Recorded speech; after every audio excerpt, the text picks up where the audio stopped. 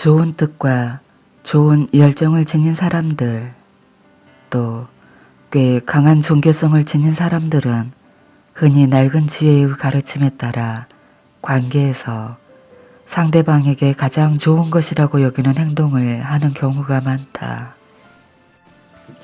하지만 애석하게도 많은 경우 이런 행동은 계속해서 남용과 푸대접을 낳고 고작해야 관계의 역기능을 가져올 뿐이다. 결국 남들에게 좋은 일을 하려 한 그 사람은, 즉 쉽게 용서해주고 연민을 나타내며 문제 있는 행동을 계속 눈감아준 그 사람은 심지어 신에 대해서조차 억울해하고 붕괴하고 불신한다.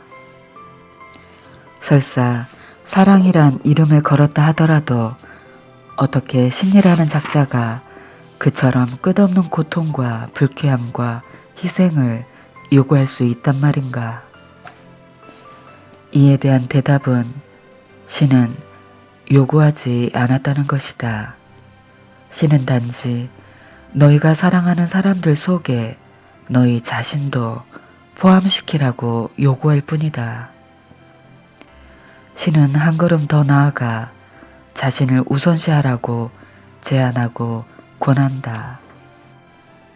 나는 너희 가운데 일부가 이것을 불경이라 말하고 따라서 이건 내 말이 아니라고 주장하리란 걸 잘 알고 있다. 또 다른 일부는 거기서 한술 더 떠 이것을 내 말로 받아들이되 신적이지 못한 행동들을 정당화하려는 자기네 목적에 맞게 그것을 멋대로 해석하고 왜곡할 것이다. 너희에게 말하노니 가장 고귀한 의미에서 자신을 우선시하는 건 결코 신적이지 못한 행동으로 이끌지 않는다. 그러므로 만일 너희가 자신에게 가장 좋은 일을 한 것이 신적이지 못한 행동을 하는 결과로 드러난다면 문제는 자신을 우선시한 데 있는 게 아니라 무엇이 자신에게 가장 좋은지를 잘못 이해한 데 있다.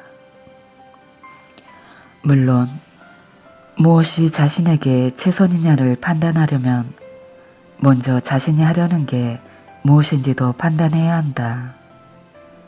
많은 사람들이 이 중요한 단계를 간과하고 넘어가곤 한다. 너희는 무엇을 이루고자 하는가? 너의 삶의 목표는 무엇인가? 이런 질문들에 대한 대답을 갖고 있지 않다면 주어진 상황에서 무엇이 최선인가는 여전히 수수께끼로 남을 것이다. 여기서 다시 비전적 측면들은 제쳐놓고 현실 문제로 들어가서 너희가 남용당하는 상황에서도 무엇이 자신에게 최선이지만 알아낸다면 적어도 너희는 그 남용만은 그만두게 할 수 있을 것이다.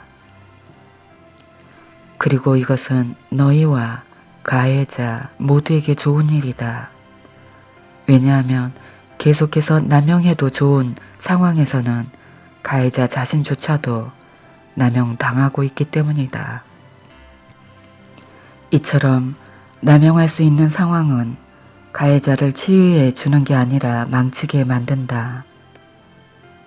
가해자가 자신의 남용이 받아들여지는 것을 깨달을 때 그는 거기서 무엇을 배우겠는가? 반대로 가해자가 자신의 행동이 더 이상 용납되지 않음을 깨칠 때 그는 무엇을 깨닫게 되겠는가? 그러므로 남들을 사랑으로 대하는 게 반드시 남들이 제멋대로 하도록 허용해 준다는 뜻은 아니다. 부모는 자식들을 다루면서 일찌감치 이런 진리를 터득한다. 어른들이 다른 어른들을 상대할 때는 그렇게 빨리 이 진리를 터득하지는 못한다. 한 국가가 다른 국가들을 상대할 때 역시 그러하고, 그러나 독재자들이 제멋대로 활개치게 내버려 둘 수는 없지만 독재자임을 그만두게 하려면 거꾸로 그들에게 독재를 행사해야 한다. 너희 자신에 대한 사랑과 독재자에 대한 사랑이 그것을 요구한다. 이것이 존재하는 게 오직 사랑뿐이라면 어떻게 인간들이 전쟁을 정당화할 수 있습니까? 라는 너희 질문에 대한 답이다. 이따금 인간들은 자신의 참모습, 즉 전쟁을 혐오하는 존재라고는 가장 위대한 진술을 하기 위해 전쟁에 나서지 않으면 안 될 때가 있다. 이따금 너희는 자신이 되기 위해 자신을 포기해야 할 때가 있다. 성각자들 가운데는 너희가 그 모든 걸 기꺼이 버릴 때까지 아무것도 가질 수 없다고 가르친 이들도 있다. 그러므로 평화를 사랑하는 사람이라는 자아를 갖기 위해서 결코 전쟁에 나서지 않는 사람이라는 자아상을 포기해야 할 때도 있다. 역사는 인간들에게 그런 결단을 요구해 왔다. 가장 개인적이고 사적인 관계들에서도 똑같은 것이 적용된다. 인생을 살다 보면 자기 힘을 증명하기 위해서 자기 아님의 측면을 보여야 하는 경우를 한두 번 이상씩은 겪기 마련이다. 이런 얘기는 이상주의자인 젊은이들에게는 대단히 모순된 이야기처럼 들리겠지만 어느 정도 세상을 산 사람들이라면 그다지 이해하기 어렵지 않을 것이다. 성숙한 사람들이 회고해보면 신성한 이분법으로 비칠 것이고, 그렇다고 해서 인간관계에서 상대방에게 상처받았을 때 상대방에게 상처를 되돌려줘야 한다는 건 아니다. 국가 간의 관계에서도 마찬가지고, 이것은 단지 누군가가 계속해서 해를 끼치도록 내버려 두는 게 너희 자신을 위해서나 그 사람을 위해서나 가장 사랑에 찬 행동은 아니란 이야기다. 이런 주장은 지고한 사랑이라면 소위 악이란 것에 대해 어떤 강제도 가할 필요가 없다는 일부 평화주의 이론들을 무색하게 만들 것이다. 여기서 논리는 다시 한번 비전으로 돌아간다. 왜냐하면 이런 주장을 진지하게 탐구하자면 악이라는 용어와 그에 관련된 가치 판단들을 무시할 수 없기 때문이다. 사실 악은 존재하지 않는다. 단지 객관 현상과 체험만이 존재할 뿐이다. 그러나 삶의 목적 자체가 점점 더 커져가는 무수한 현상들의 무더기 속에서 소위 악이라는 몇 가지 산재된 현상들을 가려내길 너희에게 요구한다. 그렇게 하지 않는다면 너희는 자신도 또 다른 어떤 것도 선이라 부를 수 없을 것이고, 따라서 자신을 인식하거나 창조할 수도 없을 것이다. 너희는 소위 악이란 것과 소위 선이란 것으로 자신을 정의한다. 그러므로 그 어떤 것도 악이라 규정하려 들지 않는 것이 최대의 악이다. 너희는 이 삶에서 다른 것과의 관계 속에서만 존재할 수 있는 상대계 속에 살고 있다. 이것, 즉 너희가 자신을 발견하고 자신을 규정하며 그렇게 하고자 할 때는 끊임없이 자신을 재창조하는 체험의 장을 제공해 주는 것이 바로 관계의 기능이자 동시에 목적이다. 신처럼 되는 것이 순교자가 되는 걸 뜻하지는 않는다. 희생자가 되는 걸 뜻하지 않는 건 더 말할 나위도 없고, 상처와 이염과 상실의 모든 가능성이 제거된 상태인 깨달음으로 가려면 상처와 이염과 상실을 너희 체험의 일부로 인정하고 그런 체험과 관련하여 자신이 누구인지 판단하는 게 좋을 것이다. 그렇다. 너희는 더 이상 그런 일이 일어나지 않을 때까지 때때로 남들의 생각과 말과 행동 때문에 상처받을 것이다. 그런데 너희를 이곳에서 그곳으로 상처받는 상황에서 그런 일이 일어나지 않는 상황으로 가장 빨리 데려다 주는 것은 완벽한 정직이다. 즉 어떤 것에 대해 너희가 느끼는 바 그대로를 기꺼이 보여주고 인정하고 밝히고 선언하는 것. 너의 진실을 말하라. 부드럽게. 하지만 충분히 완전하게. 너의 진실에 따라 살아라. 유연하게. 그러나 완전하고 일관되게. 그리고 체험으로 새로운 깨달음을 얻는다면 쉽고 빠르게 자신의 진실을 바꾸어라. 올바른 정신을 가진 사람이라면, 적어도 신이라면 네가 관계 속에서 상처받을 때 거기서 비켜서 그게 아무것도 아닌 게 되게 하라고 말하지는 않을 것이다. 지금 네가 상처를 입고 있다면 그것을 아무것도 아닌 게 되게 하기엔 너무 늦었다. 이제 네가 할 일은 그 관계가 너에게 무엇을 뜻하는지 판단하고 그 의미를 보여주는 것이다. 그렇게 함으로써만 너는 되고자 하는 자신을 선택하고 또 그런 존재가 될 수 있기 때문이다. 그럼 저는 제가 속한 관계들을 신성한 것으로 만들기 위해서나 저를 신의 눈에 흡족한 인간으로 만들기 위해서 참을성 많은 아내나 왜소한 남편 혹은 제가 속한 관계들의 희생자가 될 필요는 없는 거군요. 물론 그럴 필요가 없지. 그리고 저는 제가 관계 속에서 최선을 다했다고 말하기 위해 신과 다른 사람들에게 제 의무를 다했다는 걸 보이기 위해 상대가 제 권위나 자존심을 공격하고 제 마음과 영혼의 상처를 주는 걸 그대로 참고 견딜 필요도 없고요. 한순간도 그럴 필요가 없다. 그렇다면 제가 관계에서 해야 할 약속들은 무엇이고 제가 지켜야 할 규칙들은 무엇입니까? 관계에는 어떤 의무들이 따르나요?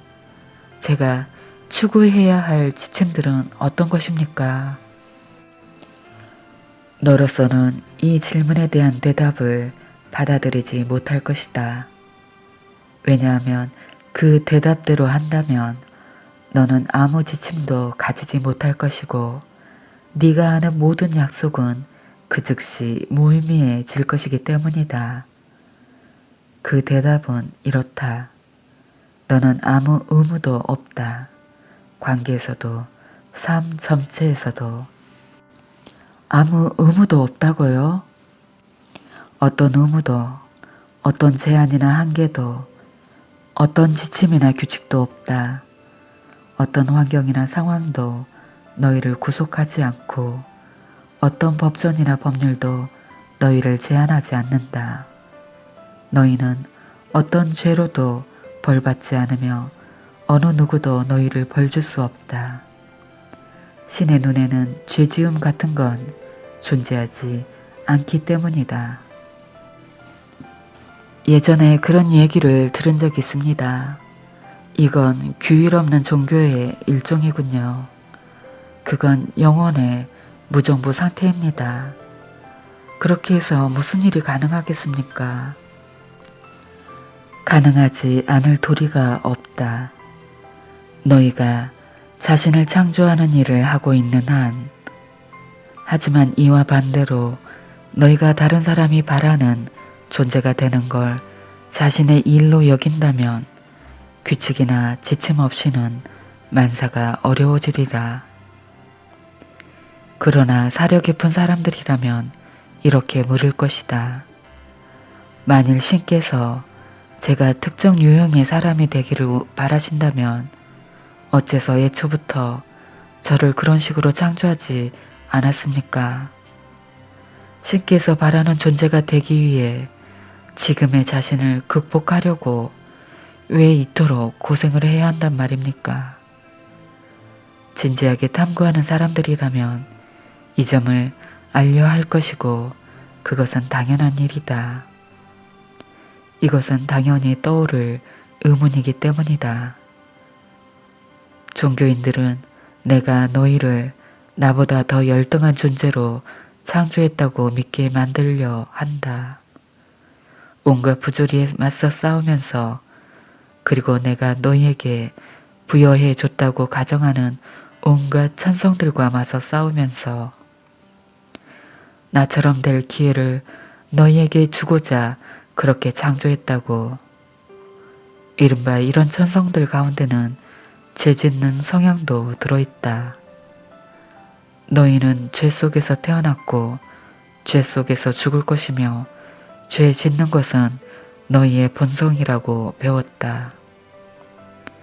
너희 종교들 가운데 하나는 심지어 너희가 이것에 대해 할 수 있는 건 아무것도 없다고 가르치기까지 한다. 너희의 행동은 다 쓸데없고 무의미하다. 너희의 어떤 행동이 너희를 천국에 갈 수 있게 해주리란 생각은 오만이다. 천국에 이르는 길은 딱 하나뿐이다. 그것은 너희 자신의 노력을 통해서가 아니라 신의 아들을 너희의 대리인으로 받아들일 때 신이 너희에게 내리는 은총을 통해서다. 일단 은총이 내리면 너희는 구원받는다.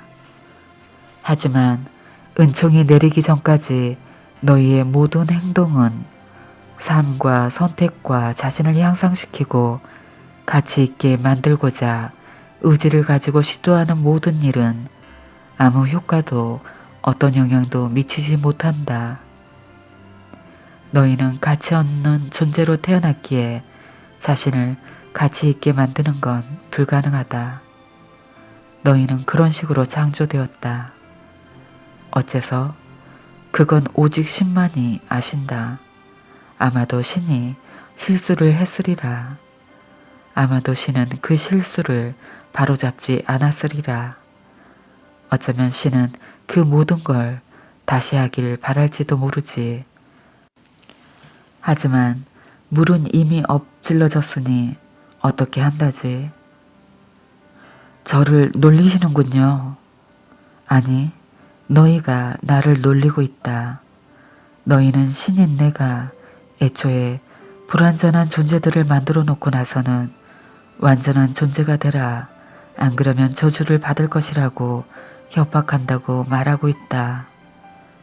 그러고 나서 너희는 세상 체험을 몇천 년간 하고 난 어느 시점에서 내가 마음을 누그러뜨리고는 이제부터 너희가 꼭 선해져야 하는 건 아니다.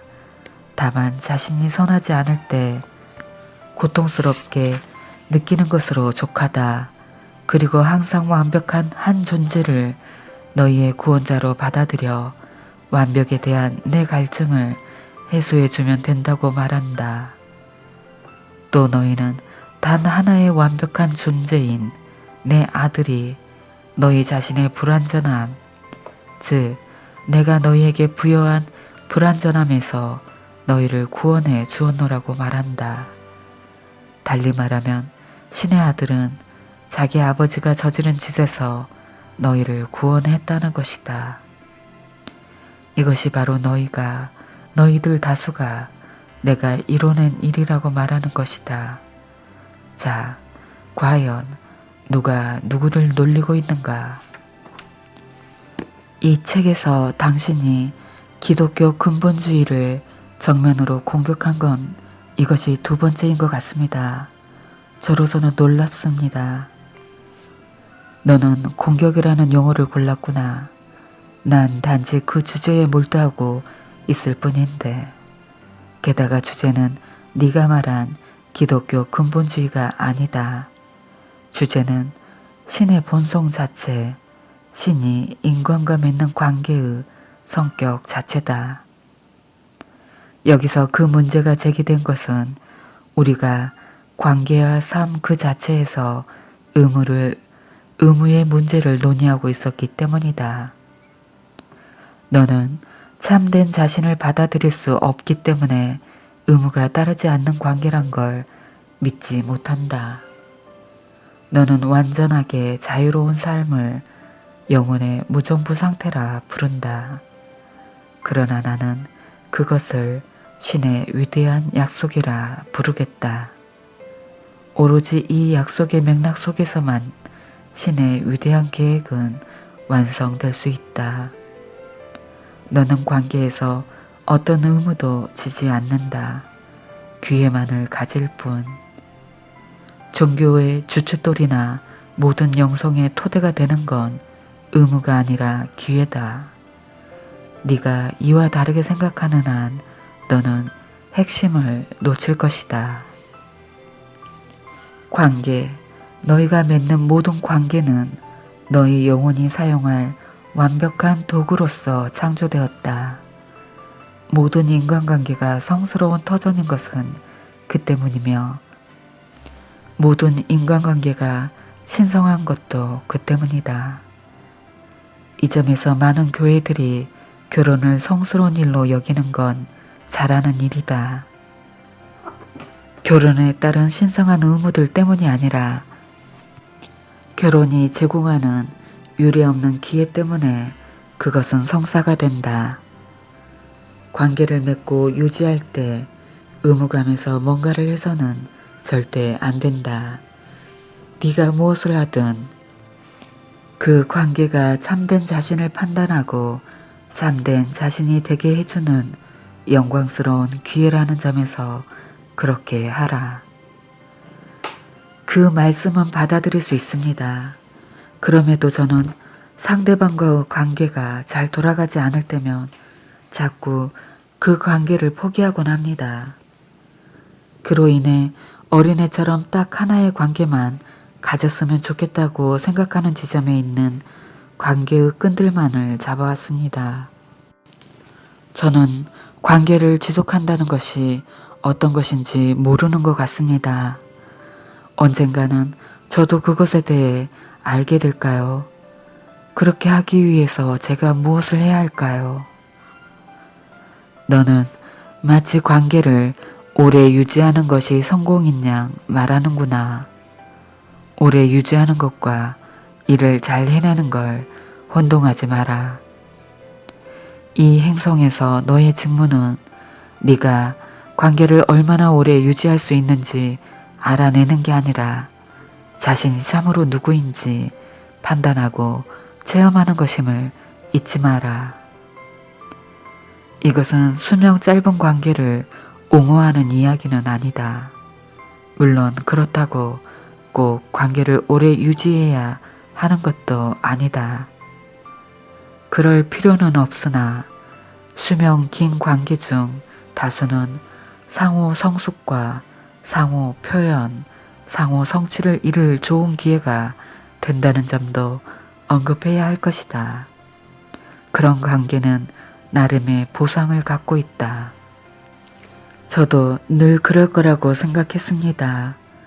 그럼 그런 관계를 맺으려면 제가 어떻게 해야 합니까?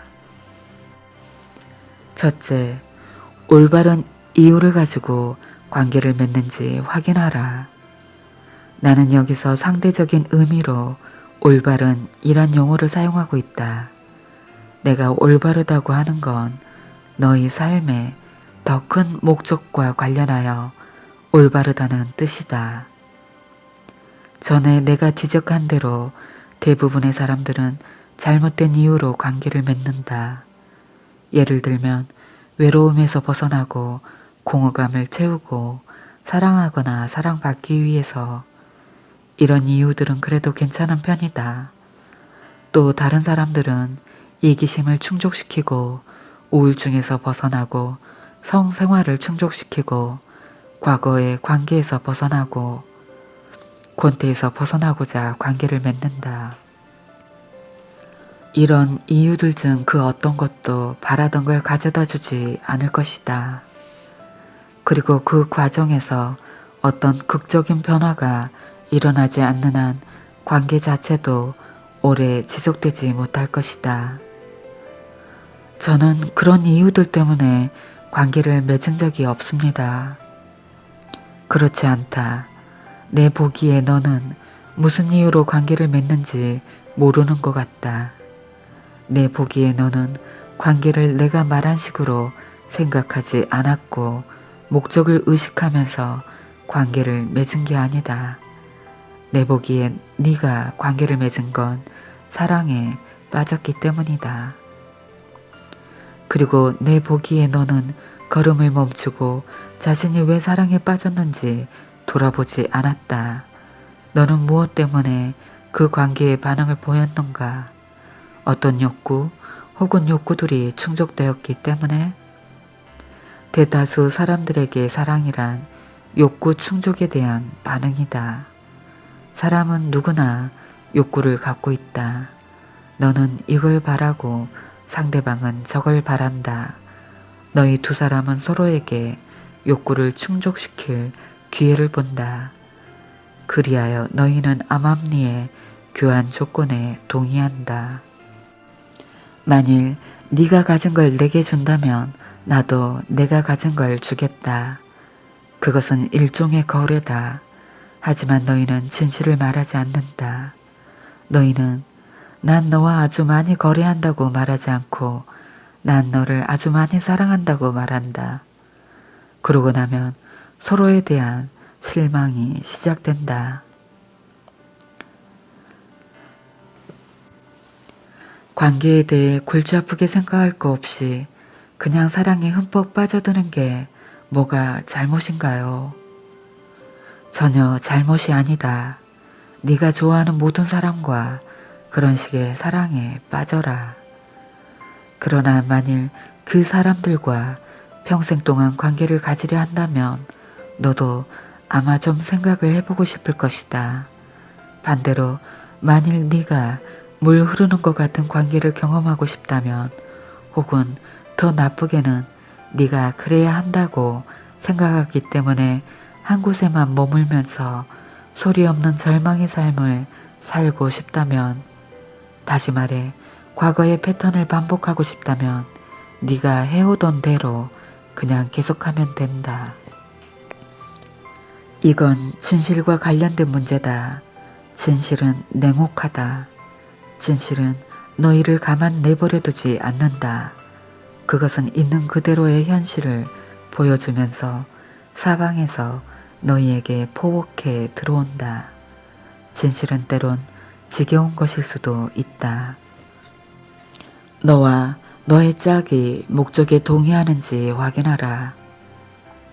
만일 너희 둘 다가 너희 관계의 목적이 의무가 아니라 기회를 창조하는 것, 즉 성장할 기회, 자기 표현을 충분히 할 기회, 자신의 삶을 최고 잠재력으로까지 끌어올릴 기회, 너희가 자신에 대해 지금껏 가져왔던 모든 잘못된 생각과 열등한 관념을 치유할 기회, 너희 두 영혼의 교류를 매개로 신과 궁극적으로 재결합할 기회를 창조하는 것임에 의식적으로 동의한다면 너희가 이제껏 해왔던 식의 맹세가 아니라 내가 방금 말한 식의 맹세를 한다면 그 관계는 아주 멋진 음조로 시작할 것이다.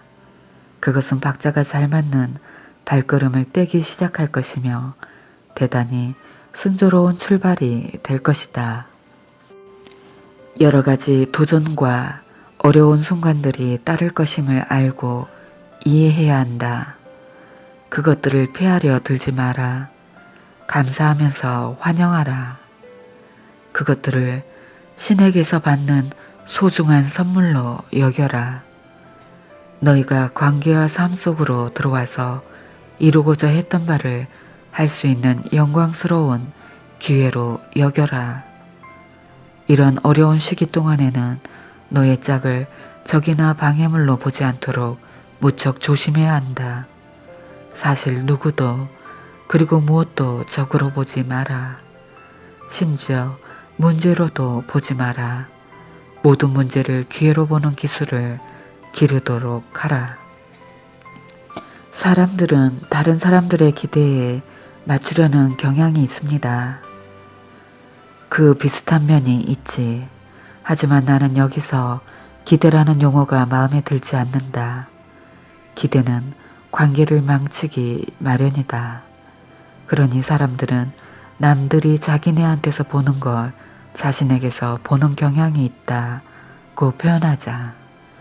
우리의 전망이 높아질수록 상대방은 우리가 보여주는 자신의 일면에 접근하거나 그 일면을 드러내려는 의지도 강해질 것이다. 진실로 축복받은 관계들은 다 그렇지 않은가?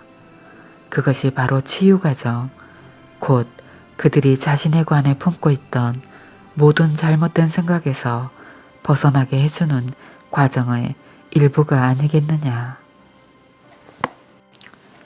우리는 남들을 그들 자신으로 보는 것, 그들에게 그들 자신을 기억해 내게 하는 것으로 이런 일을 하는 거군요. 너희는 두 가지 방식으로 그런 일을 할 수 있다. 그들에게 자신이 누구인지 기억해 내게 하는 것. 그들이 너희를 믿지 않을 것이기에 대단히 어려운 방법이다.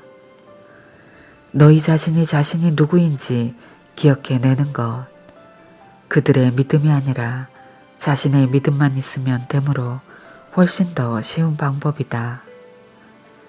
너희 자신을 끊임없이 증명하다 보면 결국 그들도 자신이 누구인지 기억해 내게 될 것이다.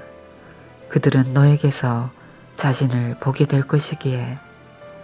나는 영원한 진리를 증명하기 위해 이 땅에 많은 선각자들을 보냈다. 그리고 세례 요한 같은 이들을 사자로 보냈다. 그들은 강렬한 언어로 진리를 전달했고 생생하게 신에 대해 이야기했다. 이 특별한 사자들은 비범한 통찰력과 영원한 진리를 알아보고 받아들일 수 있는 아주 특별한 권능뿐 아니라 복잡한 개념들을 일반 대중이 이해하고 이해할 수 있는 방식으로 전달하는 능력도 지니고 있었다. 너는 몇 번이나 되풀이해서 내게 약속했다.